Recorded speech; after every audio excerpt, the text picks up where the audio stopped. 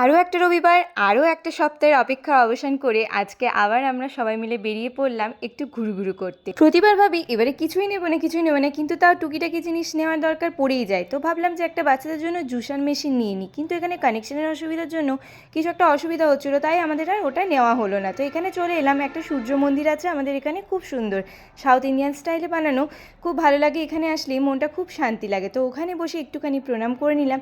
এ দেখো মেয়েকে বলছি প্রণাম করতে, তো ও একটুখানি বুক চাপড়ে প্রণাম করে নিল। আর এখানে সাহেব বাঁধের সামনে ঠিক অপোজিটেই এখানে আমাদের সূর্য মন্দিরটা আছে, বেশ সুন্দর আবহাওয়া লাগে। তারপরে এক পাক ঘুরে নিলাম, আর এখানে একটা ছোট্ট জয়মাতাদির মূর্তি আছে, সেটাতেও প্রণাম করে নিলাম। ও বাচ্চাটাকে নিয়ে নিচেই দাঁড়িয়েছিল, উঠতে পারেনি একটু অসুবিধার জন্য। তারপরে আমরা প্রতিবারই ভাবি এবার কোথায় যাব, কিন্তু কালকে বিশ্বাস করো প্রত্যেকটা রেস্টুরেন্টে এতটাই ভিড় ছিল। তো ফাইনালি আমরা একটা রোডের ধারে বসে পড়ে এখানে ধোসা খেলাম। এখানেও বেশ সুন্দর বসার জায়গা, খোলা আকাশের নিচে, খুব ভালো ছিল। কিন্তু এই সানডের মিনি ব্লগটা কেমন লাগলো অবশ্যই জানি।